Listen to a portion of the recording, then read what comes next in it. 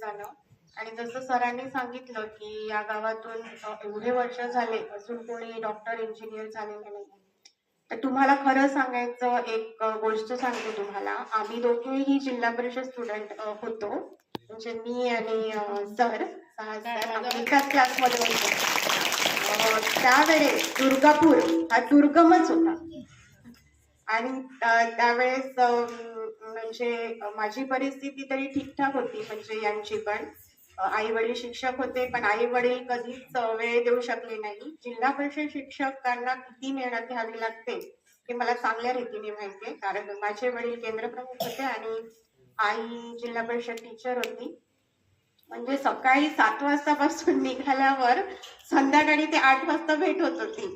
तर अशा परिस्थिती म्हणजे आम्ही खूप म्हणजे मोटिवेटेड होतो, कारण आम्हाला ते जिल्हा परिषद टीचर जे लाभलेले होते, म्हणजे त्यावेळेचे शिक्षक हे म्हणजे खूपच छान होते, खूप मार्गदर्शक होते.